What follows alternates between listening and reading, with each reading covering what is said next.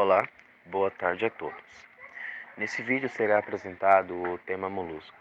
Peço atenção a todos e bom vídeo.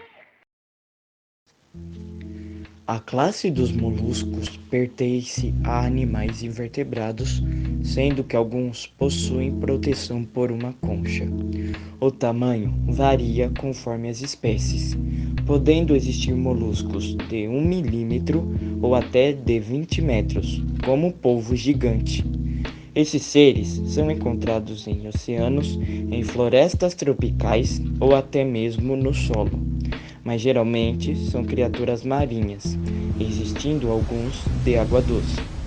Alguns vivem de forma dependente, como a larva, que vive do parasitismo. A estrutura dos filos moluscas são de forma triblástica, celomada e de simetria bilateral, possuindo corpos com 3 partes distintas: cabeça, pé e saco visceral. Na cabeça estão concentrados os órgãos sensoriais. O pé é constituído por uma estrutura musculosa que possui uma função variada para os diversos grupos de moluscos. Servem para andar, escavar, fixar em objetos submersos e etc. O saco visceral consiste numa bolsa onde estão alojados os órgãos internos chamados de vísceras.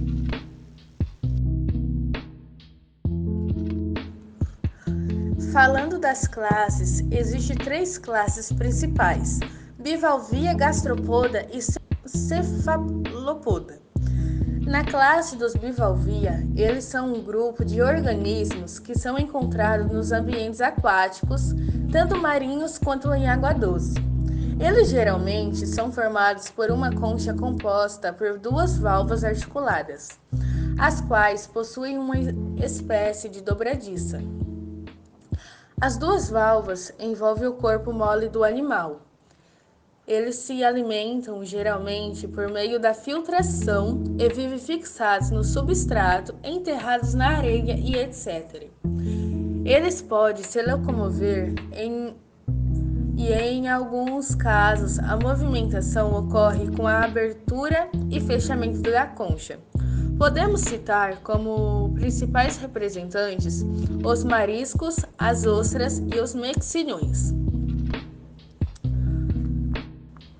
A classe dos gastropoda. Esse grupo é o que possui o maior número de espécies e também a maior variedade de habitats. Essa classe é tão diversificada que é difícil determinar uma característica, mas entre as várias podemos citar a presença da rádula, uma espécie de língua raspadora, e a presença de uma concha espiralada. Apesar de não estar presente em todos os animais desse grupo, podemos citar como maiores representantes os caracóis, os caramujos e as lesmas. E por último, e não menos importante, o grupo cefalopoda. Os cefalópodes são animais marinhos que apresentam como representantes as lulas, os polvos e os nautilos. Nesse grupo de moluscos encontramos espécies que possuem conchas com câmaras, como os nautilos, espécies desprovidas de concha, como os polvos, e aqueles que apresentam concha reduzida e interna, como a lula. Uma característica que merece atenção são os tentáculos, que partem da cabeça.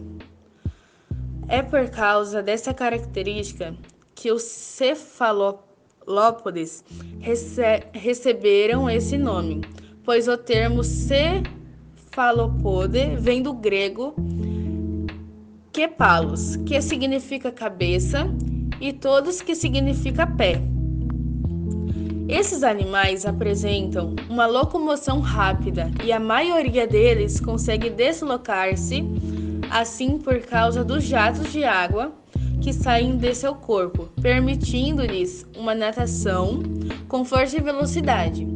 Apesar dessa característica, os polvos preferem rastejar no fundo do oceano e usam os jatos somente para fugir de predadores. Pelo fato dos moluscos serem encontrados em uma grande variedade de ambientes, eles apresentam vários tipos de respiração, mas vamos destacar 3 delas: respiração branquial, respiração pulmonar e respiração cutânea. Na respiração branquial, os animais possuem brânquias, que são estruturas finas em forma de lâminas e bastante vascularizadas. Elas permitem que a troca gasosa ocorra entre o sangue do animal e o ambiente aquático, sendo, portanto, uma estrutura presente apenas nos moluscos aquáticos, como os polvos, lulas e ostras. Na respiração pulmonar, a respiração pulmonar consiste nas trocas gasosas que ocorrem entre o pulmão e o ambiente. O tipo de respiração está presente apenas nos moluscos que vivem em ambiente terrestre, como os caracóis. E na respiração cutânea ou tegumentar, a respiração ocorre na superfície do corpo do animal, por meio da pele. Nesse caso, as trocas gasosas ocorrem por difusão e é importante que a pele esteja sempre umedecida para que esse processo aconteça. Como exemplo, temos as lesmas. O sistema circulatório dos moluscos pode ser aberto ou fechado.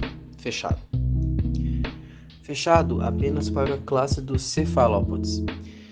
No tipo aberto, o sangue passa por um vaso principal e, posteriormente, é lançado em cavidades do corpo. Na circulação fechada, o sangue ocorre apenas no interior dos vasos sanguíneos. Os moluscos apresentam reprodução sexuada, com fecundação interna ou externa. A maioria dos moluscos apresenta sexos separados, com exceção dos bivalves, que são hermafroditas. Na fecundação externa, os machos liberam os espermatozoides e as fêmeas liberam os óvulos diretamente na água, onde os 2 gametas se encontrarão. No caso da fecundação interna, os espermatozoides são liberados dentro do corpo da fêmea. Os moluscos possuem um sistema digestivo completo, com boca e ano. O alimento é conduzido pelo tubo digestivo, onde sofre a ação de enzimas. Os nutrientes são absorvidos e distribuídos pelo corpo por meio do sangue. Os cefalópodes e gastrópodes apresentam uma rádula, que é uma espécie de língua com dentes afiados, usada para raspar os alimentos. O sistema nervoso dos moluscos é centralizado e do tipo ganglionar, com 3 partes de gânglios nervosos, de onde saem nervos que vão para diferentes partes do corpo. Estão presentes estruturas sensoriais, visuais, tácteis e quimiorreceptoras e de equilíbrio.